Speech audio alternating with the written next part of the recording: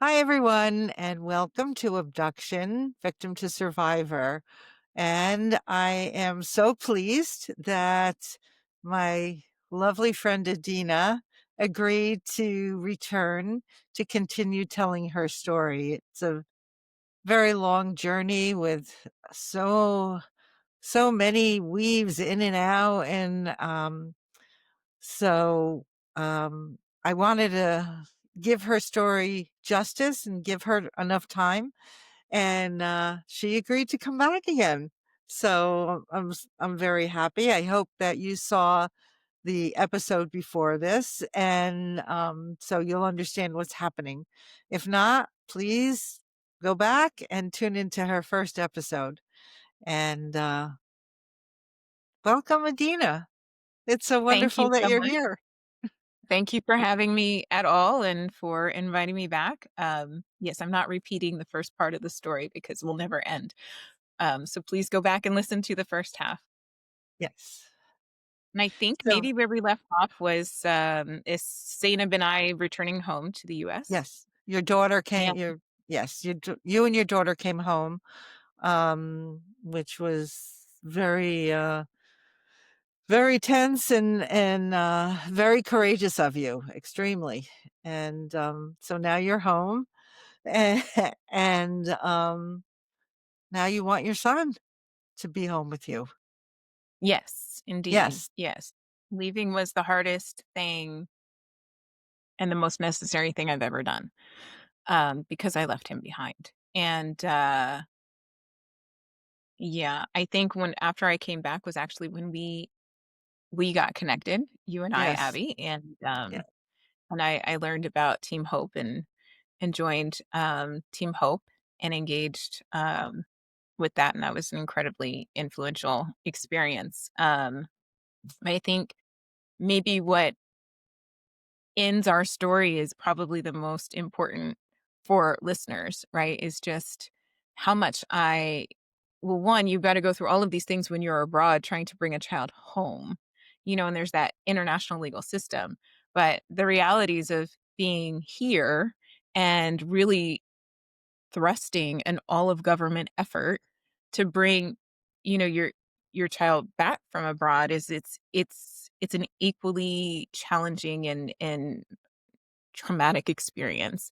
And one of the things you and I have discussed and, I've advocated on in the past is just the necessity for this government, this United States government, and all of the different entities and agencies that intersect with this crime of parental child abduction to understand the crime and to understand it separate from other forms of missing because it is equally important but equally different from all other forms of missing. And there's not enough understanding, money, attention to it across any agency that you have to rely on to enforce the laws in order to protect your children or return them home. Um, and yeah, so yeah. I've lost my train of thought there, but when I came back to the US, my energies, of course, turned to seeking to reunite Islam with us here in US soil. Um, and I guess there are so many pieces of this, right? There's Zainab and Islam and their relationship and who they are and trying to maintain that even though we are physically distant, we're actually just as close with Zainab and I being in the US as we were with Islam being in Tunisia because we were isolated from him. So we were making the same efforts to be able to interact with him, which was calling and mm, just calling different people at different times, hoping someone would put him on the phone, getting random, agreements to Skype calls, randomly calling sometimes, and he would pick up the house phone, and we'd have a few stolen moments with him, and then just creating a lot of actually videos. So Zainab did a lot of videos to tell us them how much he loved him, she loved him, and we would do our best to try and find ways to keep him close, even though we were not in contact. And in the meantime, you know, the toll, I think some of what you wanted me to share is sort of the toll that it takes on everybody. So there Yes. is that toll on the children, their relationships. There's also an unspoken but very clear break in my relationship with Islam, which to us, a 6, 7-year-old child is um it's devastating, right? Your mother is not with you, but this mother who's cared and loved and been a supporting figure in your life, is just gone. And then the stories that you're told about why is she gone and why is your sister gone, whom you've had a bond with and for your entire life and her entire life you've been together. So knowing that there's all of this going on in the background and there's nothing you can do about it except try to reunite and try to explain without being able to communicate. That's a trauma. That's hard. Yeah. That's a piece of this. And that is it's it's a detriment to the child. I mean, no child who can grow up with that and not be impacted for life, especially the longer the break in that relationship. So, Right. that's something I feel today, and, I believe Islam, my son, still feels today. There's, like, 6.5 years of his life that we both missed for each other, and that is it's huge. Um, I think for Zainab and Islam, it was much easier for them to reunite, but that distance, um, had its toll. Again, the stories that I can only speak for my son. So I know that I shared truth with my daughter about where we were and why, and as much as she could understand at her age. So when she Right. came back, she was 5 going on 6. So, we progressively introduced her to understand more and more about the reality, but we used enough language to explain where we were at. But it was still far different and distant from the story that Islam had been told. They had some real work to do to reconnect and reattach, is the therapeutic term. Um, when we did finally recover, um, I've learned a lot from Nick Mick, so I try to use words like recover. When Islam returned to the US, we were really certain to say welcome home, not welcome back, Yes. um, and welcome to this home. You just really have to cater to the realities that your children have lived in, and he still lives that. Like, he has two countries, two spaces, two homes that he grew up in, and that's his reality. And we respect that too today. um but that journey to get him home, that was hard and lengthy, and um it was all encompassing. So I think I left off in the last story where we were talking about, the senators, the congressmen, the DOJ. So you have the prosecutors, and then you also have the FBI, and uh, there's NCMEC. So you have a Yeah. NCMEC officer, and then Yeah. the State Department. Um, it's just a really huge effort, and my role was keeping everybody moving.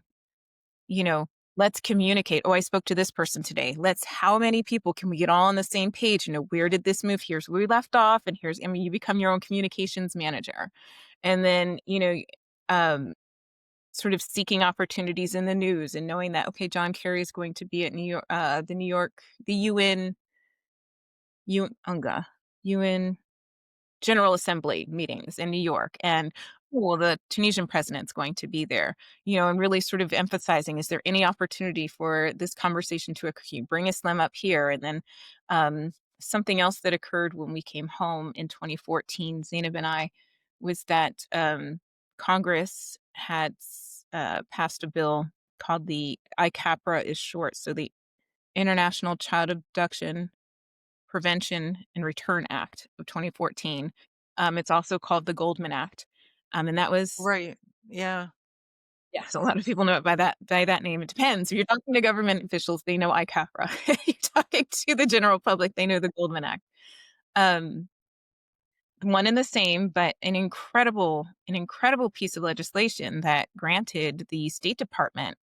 Um, it was a dream legislation. It gave the State Department the authority to engage diplomatically and withhold diplomatic access, so to speak, um, with foreign countries that were holding children, where our children were abducted to. U.S. citizens were illegally, being detained. I mean, that's really what's happening. Right. So that gave, I think, a lot of us seeking parents a lot of hope. We were really like anxious for the passage of this law, and then with that, there was this program. It is now called the Prevent Abduction Program. And I think, it's something very important for everyone who has a fear or a concern that an international abduction could occur to know about. The Prevent Abduction Program is run by the State Department, but implemented by Customs and Border Protection.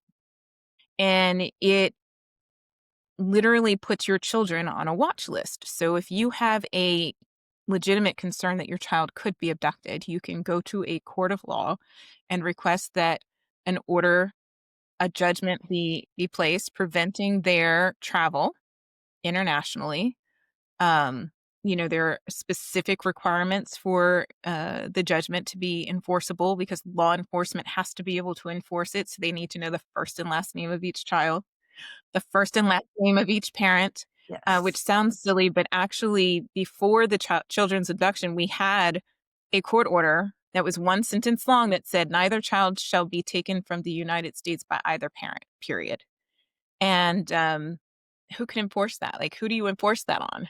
Um, so, there are some requirements for what can go into this, but once you've enrolled your children, it's separate than the passport protection program, which just basically alerts you if someone tries to um, get a passport for a child who's underage.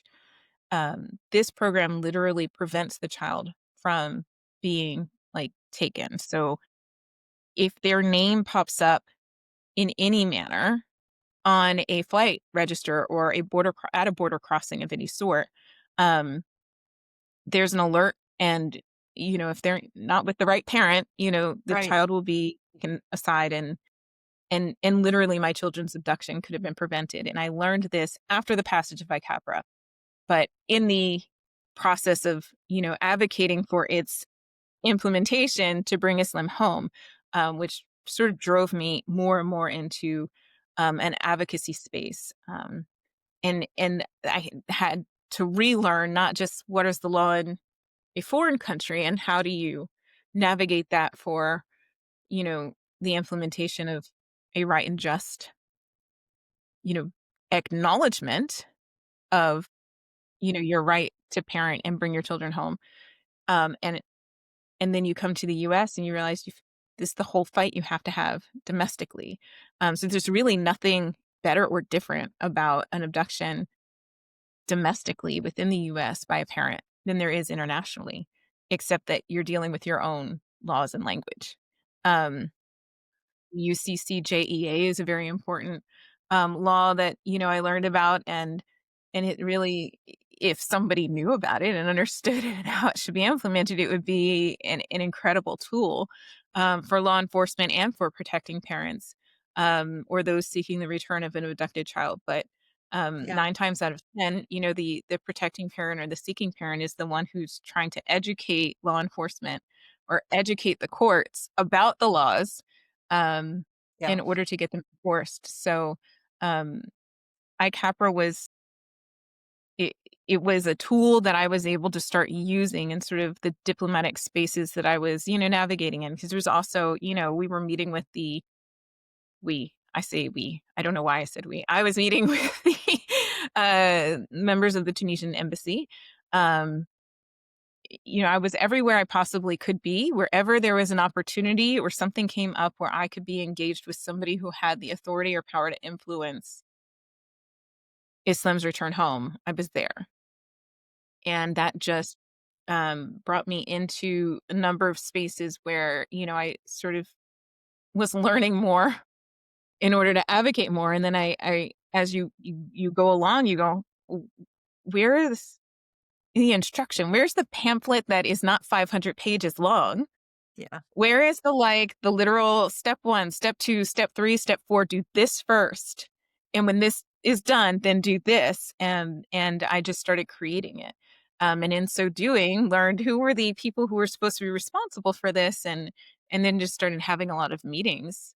Um, Yeah. because But not only that, you have to go through all this documentation that it takes to a lawyer to understand and speak to all of these intimidating people, and all while you're experiencing trauma. All while exactly. your frontal cortex is being flooded, and it's hard for you to understand information, retain information. I mean, it's I incredibly horrible. I would never wish this on anybody, but one thing I was always hyper aware about is that I have a keen ability to self advocate. And it is not something that is typical, particularly for someone who is experiencing trauma. And so I think it was a bit of my coping mechanism to be able to engage at a level which allowed me to really dig in and understand these things and translate it for others, Right. because it was my way of learning myself and then implementing that, in so much as I was providing that service, I think it was a way to keep me from getting engulfed in the trauma itself. Um, and it was You were actually, you were in fight mode. yes, very much Yes. so. I Yeah. remember when Slim came home, Senator Cardin called me and to congratulate me and welcome Slim home. And I remember telling him, thank you so much. Yes, we're recovering as a family, but I'll be back in your office as soon. There's so many other children who need to come home. And there was a pause on the line, and I think, I mean, I can only imagine, but I can imagine he was trying hard to like figure out how to say what he said next in as nice a way as possible. But he did say to me, maybe you should take some time Yeah. and recover. Yeah. It's like, okay, thanks. I really I didn't grasp it at that time. It actually took me a couple of months to sort of realize that you are in that mode. It is a coping mechanism, and then you have to grieve, and once grief took over, yeah, um, advocacy did take a back seat. Um, That's but good. That's the way it should be, because you needed to heal with your children. There was so much to yes, do, because Islam was told things that weren't true, and yes, he was probably angry and scared and confused, and yes, yeah, all of them, all of yeah, the above. And so getting him home was really, it came down to this incredible FBI agent. Literally, we were on the phone multiple times a day, just sort of navigating these communications with their father, who decided he wanted to come back to the US and wanted to negotiate a plea deal. And but think about that. That was 6 years of abduction. And although we went to Tunisia actually in 2016, the State Department and the FBI had worked with the Tunisian government, um, to come to an agreement on how enforcement would occur. right. And I think I mentioned in our previous interview, um, that their father had me convicted in absentia for Yes, kidnapping Zainab. 24. So mind you, this is the State Department. This is state to state. the FBI with DOJ in Tunisia. Like, these are at high level state engagements. We had a flight plan, everything, and 24 hours before we were supposed to take off, someone in the Tunisian government had the wherewithal to go, hey, when she gets off a plane, she could get arrested because this is here. So we had to scratch that plan. It took another week to, figure out what would happen. But then essentially they negotiated that I wouldn't be arrested and that I would be taken directly to the courthouse. So, I arrived, the FBI is with me because of course we're recovering. So the victim are the children, the Yes. parent's not the victim. Right, So exactly. yeah, which is also a challenge. Um, but so they're there to make sure that this minor child is brought back and the enforcement happens and all of these agreements come to play. My attorney, who was absolutely incredible, was just an angel and a godsend, and um, like we wouldn't be talking today about this in recovery had it not been for my attorney in Tunisia. Who holds an incredibly dear place in my heart and my prayers. Um, but he met us at the airport as well, and we traveled directly from the airport, FBI, the State Department, all of us. I'm sure we were a sight to see, straight to the courthouse so that I could address this conviction. And it's horrible because they won't even allow me a translator. No, I think I was able to have a translator, but I wasn't able to look at her. So they treat you, I mean, like, you are convicted. So they treat you like you are a convicted criminal. Okay. But so Yes. like an hour later, they were like, oh, we see you did have legal custody. And no, you didn't abduct this child. And no, okay. So, you walk out free. Yeah. And then we went from there to the location. It was that children's, I think I mentioned that there's like the children's police. So crimes against children. So we went back to that building. It's like, oh man, I hated that feeling. But here I'm with the FBI and the state member of the consulate and my attorney. And so I felt like, okay, this is it. We know this is supposed to be the moment of exchange. Like, Islam comes home with me. We get on a plane. We go back to the United States. This is government to government. Islam is sitting on my lap, and I am so excited. And the woman in, like, whose office we were in, she turned on the television to keep him occupied, and I'm like, I haven't seen my child in like over a year. Like, I'm Yeah. physically holding and embracing him and trying to have some semblance of like a reconnecting conversation, knowing that this has to be crazy for him as well. And the TV's on, and then so the woman steps away, and then she comes back in like 4 minutes, 5 minutes, and she's like, okay, that's it. Islam needs to go to the other room. And I was just like dumbfounded. And I'm looking at my attorney. I'm like, what's going on? He said, it's okay. And then they started talking in Tunisian. And then, like, what do I do? Okay, they're going to just bring him to another room.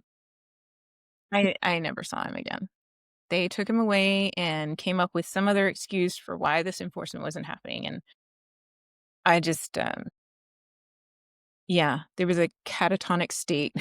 Oh, I'm Adina. not quite sure how I moved from that office back to our hotel, but 2 weeks, maybe a week and a half. It was a while. We had to go back to a court and do this and that. And of course, it amounted to nothing. So I ended up coming back home without Islam. Um, and that to me, just like, you know, I've heard so many other stories or instances where people have asked me, well, can you, write something for the judge and, and help explain, what it's, that there is a danger if, you allow this parent to take their child to Tunisia. So many judges go, oh, well, they have this thing in their law. And I think,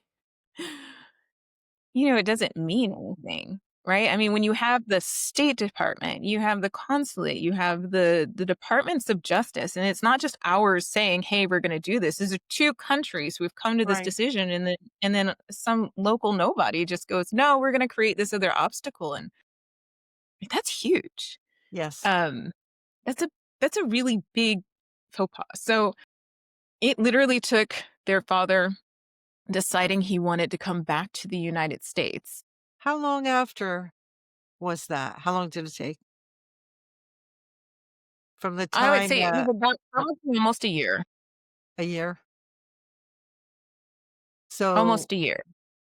I so I the I don't remember exact dates, but almost a year. I would say we were there maybe around September 2016 or September, October, and, guessing because this is history I've kind of lost.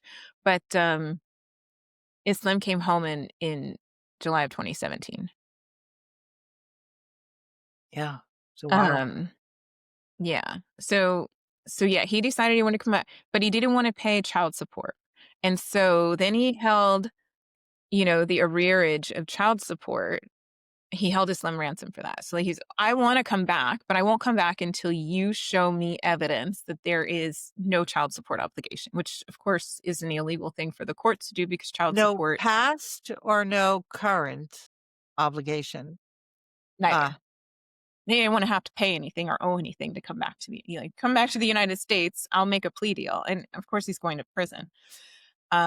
So, it's just in any case, it was the money. The money was the issue. Um, so we went through a lot of hoops, and the, incredible FBI agent, this incredible FBI agent just his patience was something. I just couldn't. You're dealing with someone who is like everything they do is a lie. Like there's nothing like it's all like it must be hard to live in a space where everybody is attacking you. You're always the one who's being victimized by something and nothing can be true. Like everything has to be a lie. So I just couldn't there's a lot going on, right? Like that was just one thing I couldn't do. So he would literally like dictate for me, write this. This is where he's at. You write this. You're at. And I just listened.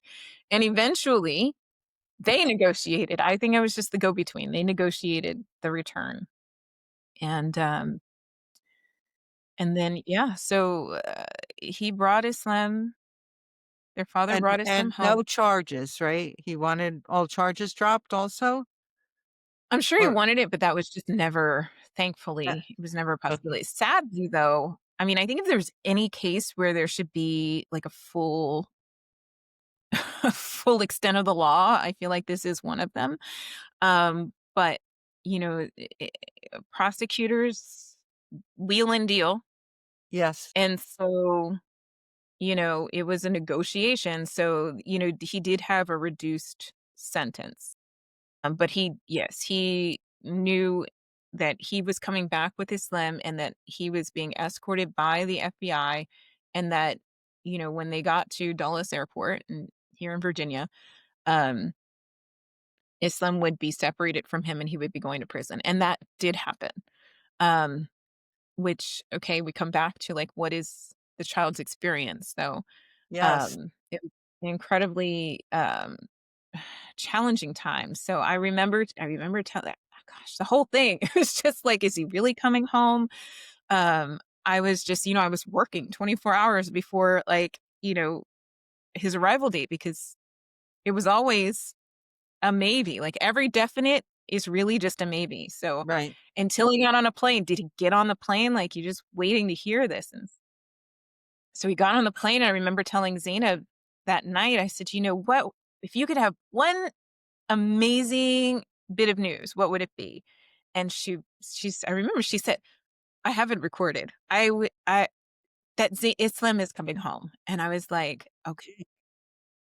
And, like, watching her, like, grasp that reality that Islam was coming home was just like, God, it was so precious. She was so excited. So we were thrilled, but also, like NCMEC, the National Center for Missing and Exploited Children, their family advocacy division, had been talking to me along the way about like what do you do when you're reunited with this child that you've been separated from? Like, what are some of the things you could talk about? Well, here's some of our experience of what your child may have been experiencing. So we had a lot of really good coaching.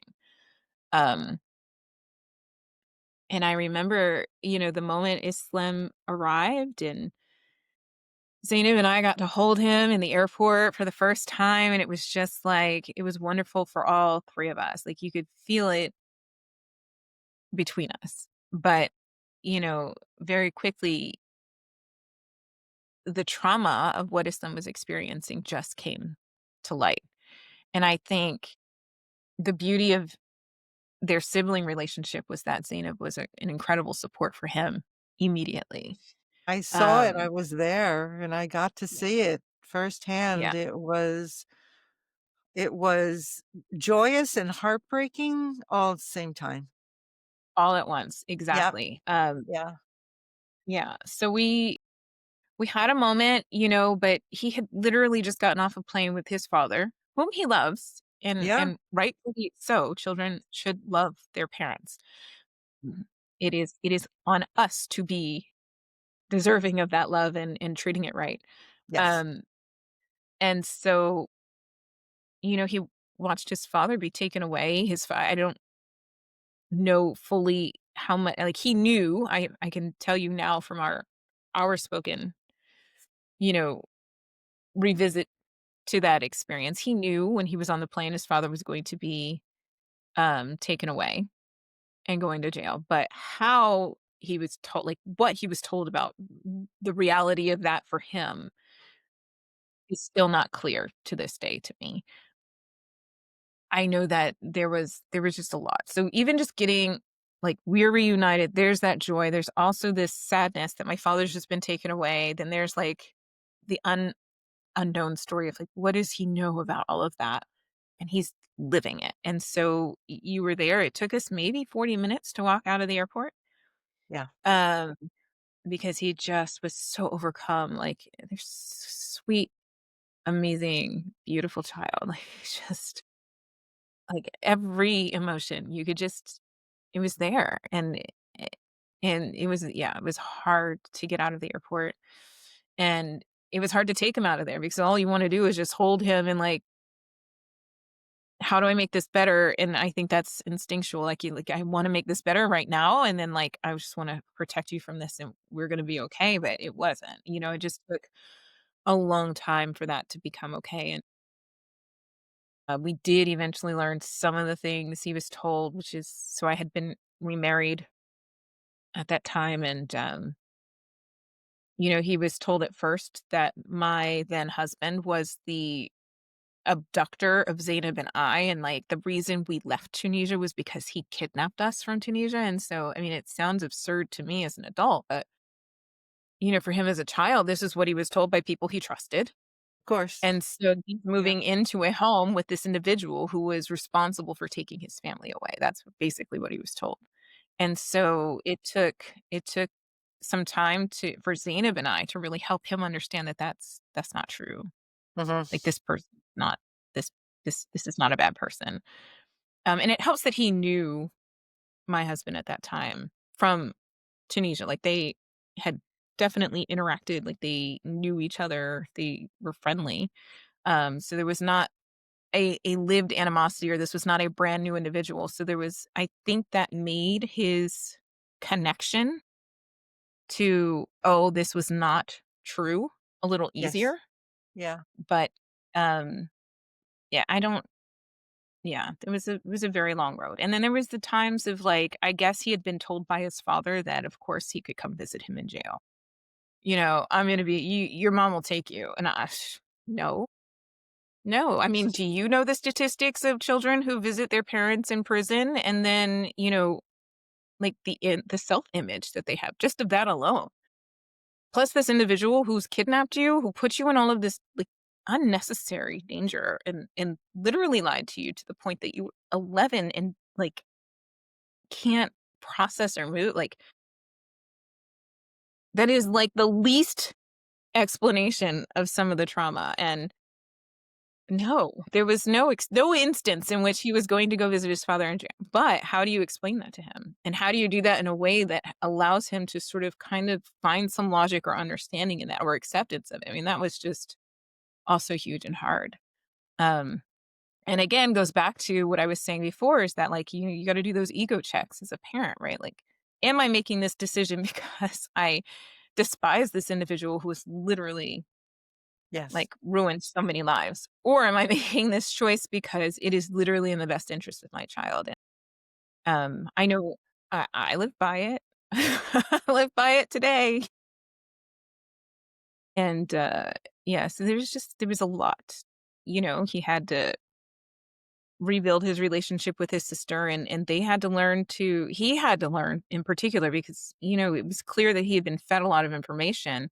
And you can see that play out because as Zainab would start telling a story, even about times when Islam wasn't with her, he would try to reframe her story in his from the what he had been told. And, there was a lot of work to just sort of detach, like, you may believe this, but you didn't experience it. So you need to leave others the space to express their memory and experience. So you don't have to trust that, but trust that they lived it. And this is Right. what they're expressing. And so there was a lot of rebuilding some of that, like, even just basic connectivity of like lived experience memory versus like story, Right. and like helping him differentiate that, but also leaving him space to just trust that his sister knew what she was talking about in her lived experience. Yes.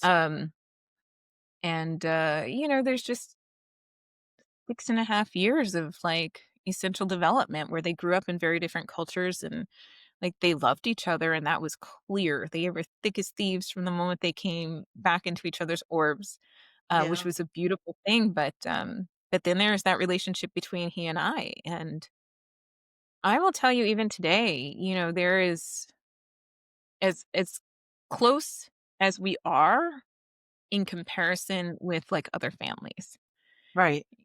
Yes. and other adult, young adult child relationships. We are very close, and I love and appreciate that we are, Yes. but we are not as close as we would be had we not missed those years. And there is no recovering that. And if there's no recovering that for me as an adult, then there is absolutely no way of recovering that for him as a child. Like, he's both he and Zainab, like, we talk about not talking about it, because there's a lot of me that doesn't like to talk.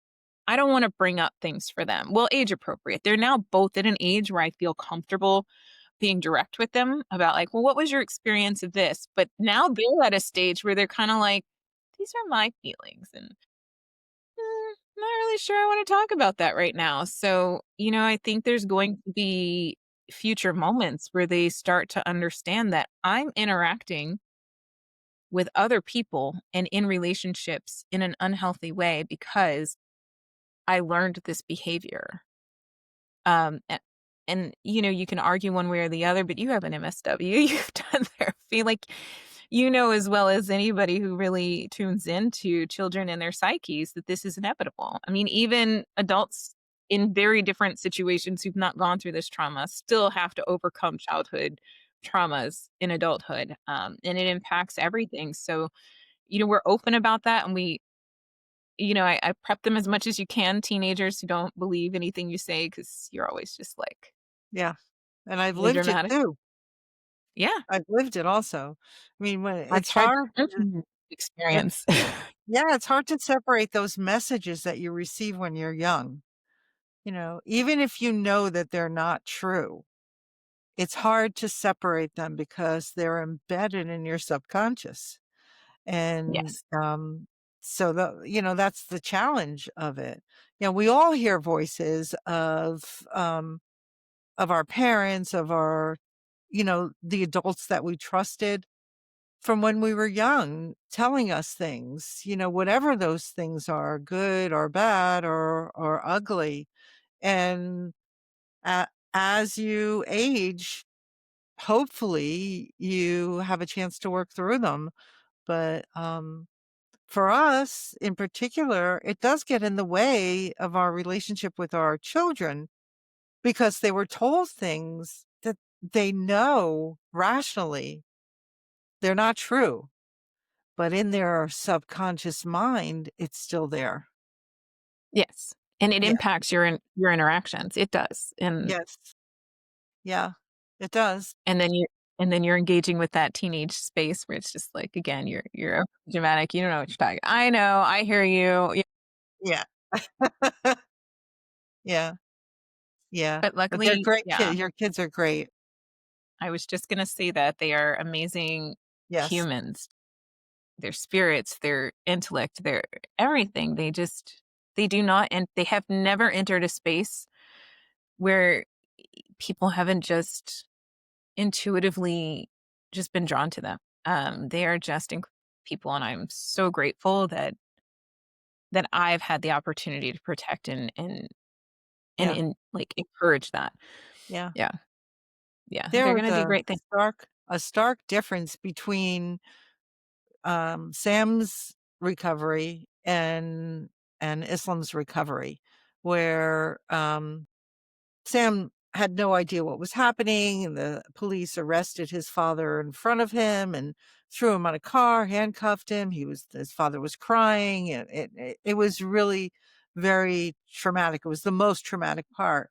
And, family advocacy at the National Center for Missing and Exploited Children has been working on those recoveries to try and work with law enforcement and wherever what the location where the recovery is happening. Like in Islam's situation, it was they were working with the law enforcement, they were working with the airport. We had a separate room for you to wait with your family for him. He, I believe, was somewhere else with a therapist, was he, to help him? Or, he was taken right from the, Yes, the yeah, FBI escorted it. okay. But you were separated to make it easier for the transition, and, even with that, though, I guess my point is, even with that, it was traumatic. Yeah. There's no way around it. I mean, No, there children are isn't. intuitively inclined to love their parents. Like Right. anything that comes, I mean, children who are physically and emotionally abused in very, very violent ways still love their parents. I mean, you can't Yes. escape that. That is like why that should be why the family law system exists, which is to go, okay, we acknowledge this love. We need to protect this child and that from the violence that they are experiencing instead of, oh, well, let's just protect the parents, right? Like, honestly, I'm sorry, I will say it. Like, I'm sure that that wasn't enough trauma for your ex. And it certainly wasn't enough trauma for mine, but it was too much trauma for our children. Oh, way, Yeah. way too much. Yes. More than their little hearts could and minds could handle. It just, Yeah. It yeah. amazes me, Abby, how many parents have recovered their children that you know, was pretty well connected with families when I was doing advocacy work. And how many parents just overlook therapy? Like that to me is really hard to reconcile. Like I wish my children didn't age out of therapy. I honestly think, and Zainab and I were talking about this the other day, actually. I said, I think it should be required for every individual who turns like somewhere between the age of 21 and 28 that you have to go through like and like proper, like really good, like transition therapy. Like I feel Yeah, like every young adult needs that in life. And so exactly. going through this, like there's no instance where your child was too young and they'll recover. Like, that's just not a thing. No, it's like saying, "Oh, they're resilient, they'll bounce back," but no, it's in them, and it's gonna Yeah. come out, and if it's not treated, it's gonna come out ugly. So, and when a child is first recovered, there's this romance period. It could Yes. be a day, it could be a few days, it could be a week, whatever it is. So maybe the searching parent thinks, oh, everything is great and the child is great. But then the ugly starts to come out and every child needs that help of a therapist to help work through. You can't do it with the searching parent because the searching parent's traumatized too. I tell everybody when Sam came home, I was Yes. a hot mess. And I couldn't. I wasn't able to help him, but and unfortunately, I couldn't find the right therapist. I tried. I wish Heather was around And when yeah, yes, um, she's a therapist that we actually had a podcast with, an episode with that I has already aired, and, so if you haven't seen that, our audience, I encourage you to watch that. That's our 2nd episode. But yeah, everybody needs a Heather in their life. I wish yes, I had Heather from I mean, I'm grateful that she's in our lives and has yes, been and, that my children benefited from her gift. It yes. is a gift. We still there's she's not Dr. Heather. Let me just make that clear because she's made it clear to me, but like that's how we always referred to her as Dr. Heather. So we still, talk about, oh, Dr. Heather, don't we wish we could go have a session with Dr. Heather?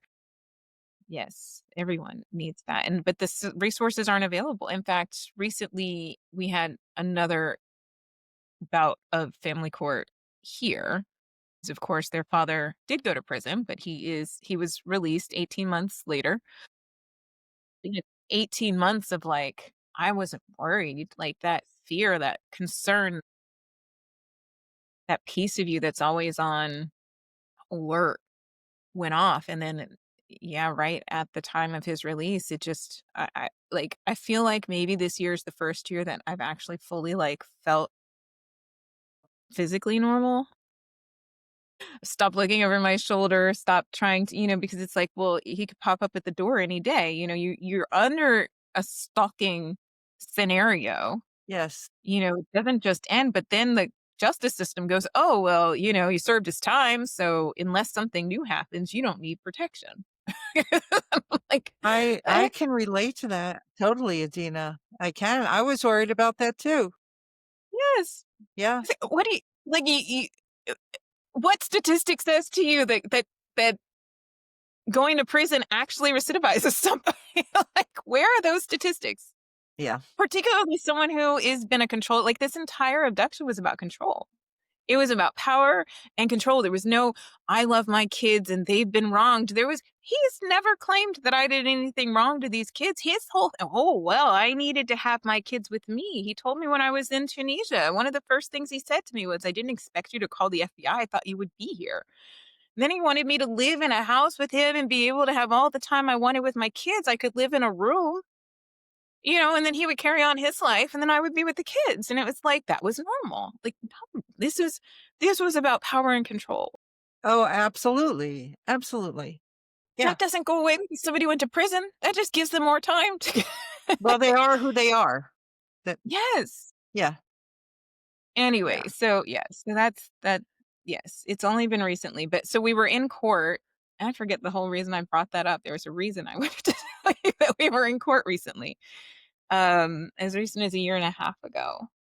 Um, I'm hoping by saying that I'll remember why I wanted to bring it up, but I don't. But the family, oh right. Yes, I do know why. So I had Islam right around the age of 15. His father tried to reach out to him by Skype. And I had never prevented the families from communicating, but I was insistent that from the moment their father was released from prison, if he wanted to have contact with the children, I wasn't absolutely no contact. I was absolutely no contact outside of the context of reunification therapy. I was insistent on reunification therapy. I That was it. remember that. Yeah. These people, you want to talk to them, you can have a relationship, you build it through reunification therapy. You do it in a therapeutic setting, and there's no alternative. So we went back and forth with like he did start therapy actually with Heather, Mhm. and then quickly realized he wasn't going to BS his way out of it and stopped going. And so there were years in between, but then he tried reaching out to Islam by Skype when he was about 15. And that was a challenge. So we didn't have a court order in place. So I, spent 2 years waiting. That was right around COVID. So I had to wait 2 years for a court hearing just to get the order that says, okay, cease communication unless you're doing it in therapy in a therapeutic therapeutic environment. So what did that do? It just incentivized him to do what he didn't want to do. I mean, to rally against the thing he didn't want to do. Well, it was his So way or no way. Yeah. right. So instead of Yeah. going to therapy, he went back to court and said, "Oh, well, I was not compliant because I didn't support this." Right. So then we spent another year and a half in court, and then Islam is like 6 months from being 18 years old. And then we went through. So anyway, the let me go back to the point, which was the therapist. So I had insisted that the therapy, like reunification therapy with a therapist who understands and has experience with parental abduction. That was it. I mean, like, in the grand scheme of things, like, I feel like that was pretty lenient of me. Like, that's the only forget the child support we never got. Like, Right. go to therapy. And I remember we went back to court, and the judge decided that she knew better and decided that she knew the right therapist. And this was a PhD in therapy. And so she was going to have this individual decide what needed to happen and do this reunification therapy. Let's just get it done. And I'm thinking, lady, I've educated so many people on this topic, but when you represent yourself, you are your worst representative. So, That's true. being in a re-traumatic experience, re-traumatized by the experience of having to like my abuser, I now have to face in court, and nobody's there to protect me. So I'm dealing with that experience, and then also has anybody ever tried to find, the rules of procedure for family court? Like, there aren't any. Each state kinda comes up with their own thing, and each county can do their own thing, like, even law schools, and there's, 3 law schools that have a family law program because it doesn't actually exist in any consistent manner. So, I don't know how to do what I'm supposed to, but I can't afford an attorney because I don't have child support, single parent, 2 teenagers. There's a lot going on here. So I couldn't verbalize what I needed to help explain to the court that this wasn't right. So then I tried to explain to the therapist that, I tried to get her in touch with Heather, actually. I said, if you haven't done this before in this, for this crime, could you please, consult somebody? And she was wonderful as a therapist, I have to say, but she had zero clue about what this, reunification Right. was doing. No, of Um, course not. You have to have experience in it. You have to be at least exposed to it. Or Heather even said during her episode, this isn't something that's taught in school. nope. And it's not like any other. It's like, "Oh, well, I've dealt with kids who were, abducted by a stranger or children who, were sexually assaulted by a stranger." That's not the same. Like, you were literally describing a very different crime. Like, why would you think that those 2 things meet? Like, I'm glad you have that experience and expertise, but where is your experience and expertise in this specific thing? And it's just kind of like, well, they were with a parent, it's a parent thing, and I deal with conflicting parents all the time. It's different. Was the child literally abducted? Like, we are talking about a kidnapping Right. by a trusted individual, which is by far the most common form of, what did they call it? Non-familial? Is that Well, non-familial for sure, but it is the largest form of missing. I guess where, runaways are the number one, they're the you know, largest, yes. largest group of missing Yeah. after runaways, which is not like an abduction missing. And This then is it's the, family abduction. Yeah. like, yes. A So, stranger is the smallest by far. yes. Yeah. Yes. Yes. Yeah. Um, yeah, so yes, it's equally hard now as it was then, but you're also dealing with a court system. I mean, like, the entire system's built to, again, like, you have 2 competing factors. They're 2 parents. They have to be up, you can't just find that one person is actually here and rational and the other person is not. You can't treat 2 people as if they are both intelligent, well-intentioned people. Like, they have to be adversarial. The entire system is built around adversaries. It And is. The legal And system is, yes. yes. Yeah, Yes, and family law is, like, no better. Like, and they talk about the best interest of the child, but they're really talking about the best interest of parents. yeah, They're not talking about the best interest of yeah, children. yeah, but Anyway, so I anyway, think that brings me to the end of my story. it does. Yes. Yeah. Well, actually, our stories always continue. We just have different chapters, and the chapter Indeed. you're in now is a good chapter, and I'm I'm so so excited to be here. happy for you. Yeah. Thank you. Yeah, In you've fact, worked my really daughter hard. just got her first college acceptance yesterday. Oh, Yes. congratulations. Thank Yes. you. So Islam is Yeah. in college, Zainab is headed to college, and they are just miracles. They're just Yep. beautiful, beautiful examples of great human beings. It's just I'm so grateful for all of the encounters we've had. I'm grateful for you, Abby, for all that our personal friendship has led into my and my family's life. I mean, the children know and love you, and we all appreciate everything that you have, shared with us and brought into our lives, but also Team Hope. Um, I had to walk away from all engagements and advocacy. Just I needed to focus on raising 2 great, Absolutely. Of but course. I learned so much for myself, and I'm not sure how you do things, and then I realize it's all selfishly motivated. I think I'm helping others, but really it's my coping mechanism. Like, I think, I know you but that's what people say to me. Oh, you're so selfless. I said, no, I'm actually selfish because I think a lot of times or all the time, I get more out of helping someone than they get out of my help. So it's not selfless. And I think it's healing. When you're helping somebody else, it's definitely so healing and it's a it can beautiful experience. Yeah. it can also be re-traumatizing, which I've recently learned. So, Yeah. You have to be careful about that. Yeah. yeah, yes. Yeah. But I was gonna But say that Team Hope training it sticks with me. I went to one. It was years ago, yeah. as my Google Pictures timeline keeps reminding me. I get these photos of different things. So it was a while ago, but I there's so much to have learned.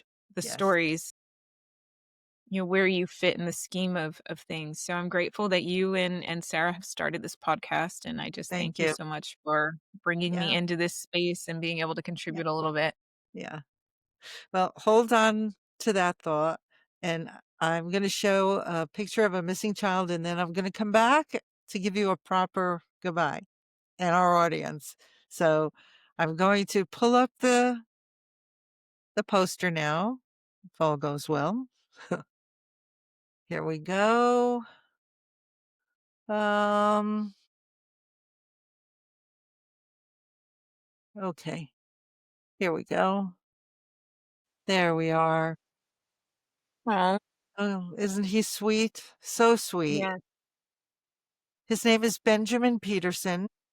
He's been missing since November 17th, 2021 from Los Angeles, California. Jeez. He is now 6 years old, so he was just a real little one when he was taken. He may be in the company of his mother.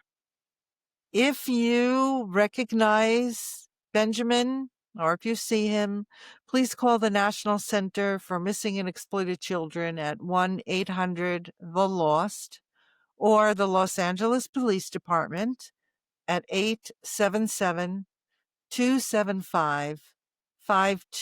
877-275-5273. If you're on one of the audio platforms and not on YouTube, please, I encourage you to go to the National Center for Missing and Exploited Children's website, missingkids.org, and look for Benjamin's poster and look at other posters while you're there because these children really need your help. Okay. So thank you. Thank you very much. And Adina, I appreciate your courage and honor you for telling your story here. And I'm sure that you've helped other people because international abduction is so different than the domestic. And so many hurdles and so many agencies and so much heartbreak. So thank you. Thank you for sharing. Appreciate it. Thank you so much, Abby. Thank you for having me. And thank you all for listening. And I hope that you will subscribe to our station. And I'll see you next week for the next episode. Thank you. Bye.